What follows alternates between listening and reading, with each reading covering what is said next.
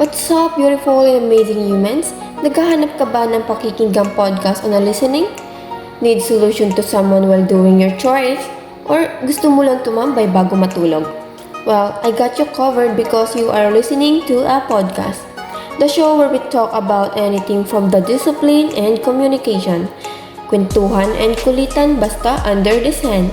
Kaya don't go anywhere or you miss those random stories. What comes in your mind when you hear the word communication? Communication is a two-way process involving two parties exchanging information through common symbols. Today, we will comprehend how communication works to become effective communication, and we will differentiate the types of noise in communication. Let's review the types of communication based on the channels used. First is verbal, and the other one is non-verbal. Now, let's proceed to the 8 components of communication. The sender begins the process by conveying a message. However, before the message is conveyed, the sender has to encode it. After the sender encodes the information, he sends the message to the receiver. The message is then sent through a channel. The receiver receives the information and decodes it according to his understanding. After the receiver decodes the message, he gives a feedback to the sender. Noise is anything that interferes in the communication between the sender and the receiver. It has 4 types. First, physical noise. Any distraction in the environment like sound created by animals. Second, psychological noise. It is the people's mental state, attitude, or character that may affect how they communicate. Third, physiological noise. It is caused by factors that affect how people feel and think. Lastly, semantic noise. This is when two parties use different languages or dialects and have different interpretation of words and have different cultural characteristics. At this point of time, let's try if you can identify the components of communication. Who is the sender? Right, it's Anne. What is her message? Very good. Who is the receiver? Excellent, it's John. What is his feedback to Anne? Good. Can you see any types of noise? Yes, it is the bark of the dog. The 8 components of communication are sender, encoding, message, channel, receiver, decoding, feedback, and noise. That's all for today.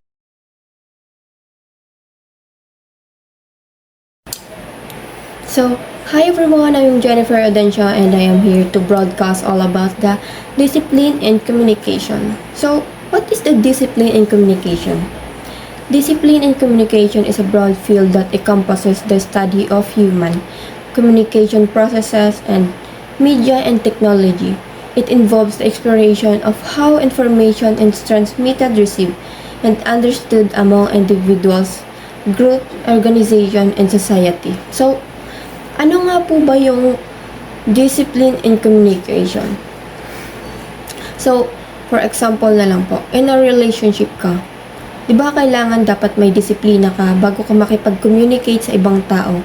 Or kahit hindi ka naman in a relationship, pero dapat may disiplina ka bago ka makipag-communicate sa ibang tao, makipag-usap sa ibang tao. Diba? Kasi, paano ka naman pakikitunguan ng isang tao kung wala ka namang disiplina? And, paano ka magugustuhan ng isang tao kung alam mo naman sa sarili mo na wala kang disiplina? Mismong sarili mo lang yung mahihirapan kasi nga ganyan ka, wala kang disiplina. So, all we have to do is discipline and communication. Maging disiplinado ka bago ka makipag-communication komunikasyon sa iba.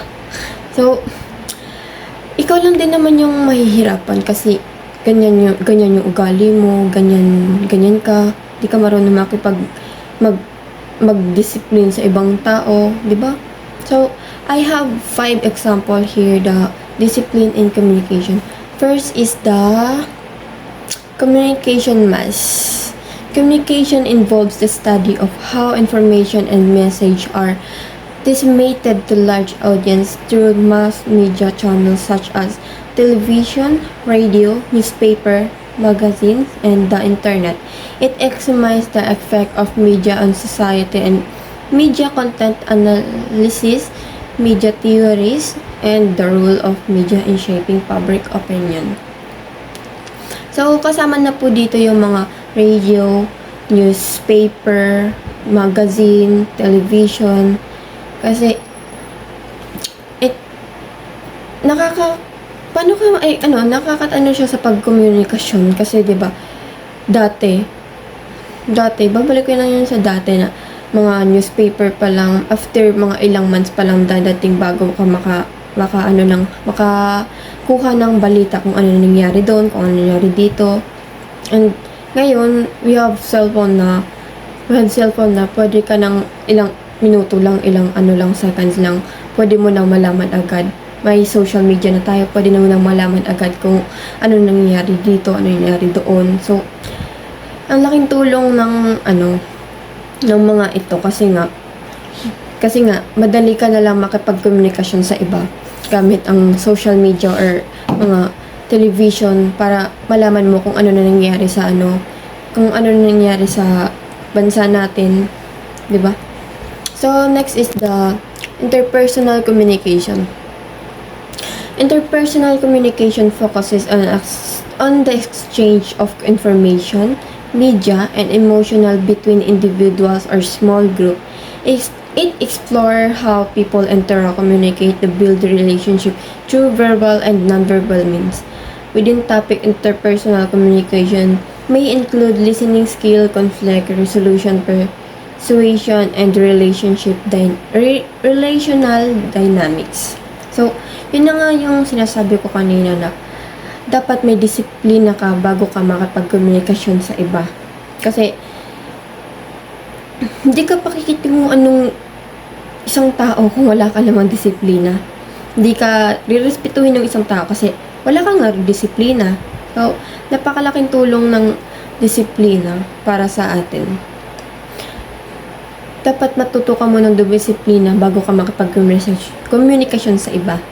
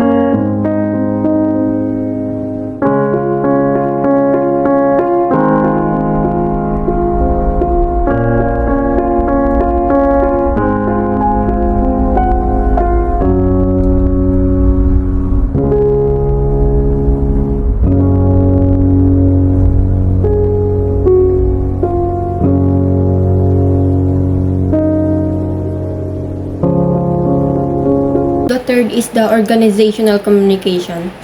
Organizational communication examines communication processes within business, institution, and other organization.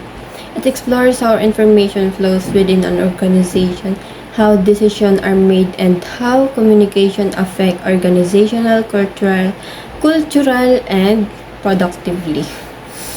Topics within organizational communication may include leadership communication, team dynamics, international communication strategies, and crisis communication. So, ano nga po ba yung organizational communication? So, ang organizational communication po ay sinusuri ng komunikasyon sa organisasyon ng mga proseso ng komunikasyon sa loob ng mga negosyo, institusyon ng iba pang organisasyon. Sinasaliksik nito kung paano dumadaloy ang impormasyon sa loob ng isang organisasyon, kung paano ginagawa ng mga pagpapasya at kung paano nakakaapekto ang komunikasyon at kultura sa produktibidad ng organisasyon. Maaring kabilang ang mga paksa sa loob ng komunikasyon pang-organisasyon, ang komunikasyon sa pamumuno, dinamika o ng kupunan, mga diskarte ng panloob sa komunikasyon at komunikasyon ng krisis. So, the fourth is the intercultural communication. So, intercultural communication studies the communication between individuals or groups from different cultural backgrounds. It explores how cultural difference influence and communication patterns, perception, and interaction. Topics within cultural communication may include cross-cultural communication barriers, cultural adoption, intercultural conflict solution, and the impact of globalization on communication. So, what is the intercultural communication? Pinag-aaralan ng intercultural na komunikasyon ang komunikasyon ng pagitan ng mga individual o grupo mula sa iba't ibang kultura. Sinasaliksik nito kung paano may impluwensyahan ng mga pagkakaiba ng kultura ng mga pattern ng komunikasyon, pananaw at pakikipag-ugnayan ng mga paksa sa loob ng intercultural ng mga komunikasyon. Ay maaaring kabilang ang mga cross-cultural na hadlang sa komunikasyon, cultural adoption, and intercultural conflict resolution ng mga apekto ng globalisasyon sa komunikasyon. And the last is political communication. Political communication focuses on the study of communication processes within political system and the media's role of shaping political discourse and public opinion. It examines political campaign, rhetoric, propaganda, media framing, and the influence of media on political discussion making. So what is the political communication? Ang komunikasyon pampolitika ay nakatuon sa pag-aaral ng mga proseso ng komunikasyon sa loob ng sistemang politika ng papel ng mga media sa paghubog ng diskursong pampolitika at opinyon ng publiko. Sinusuri nito ang mga kumpanyang pampolitika, rhetoric, propaganda na pag-frame ng media at impluwensya ang media ng politikang pagsasagawa ng desisyon. Rising to start the day requires a bit of self-discipline. Successful people just get out of bed. The undisciplined person may hit the snooze button a couple of times, maybe even worse. At work, successful people work almost all the time on high-value tasks. Unsuccessful people waste their time by spending hours each day on low-value activities. The disciplined life focuses on a single goal with the determination to stay with it until it's complete, while the undisciplined are unable to control their behaviors, often giving up before they even start. The self-disciplined person delays gratification for periods of time, whereas the undisciplined person will most likely cave into cravings and temptations and invariably suffer the consequences. Self-discipline is something that you can learn through repetition. Once you master the ability to delay gratification and maintain a daily routine, you'll find there's virtually no goal that you can't accomplish, no task that you cannot complete, and at the end of the day, the self-discipline sleeps better through the night.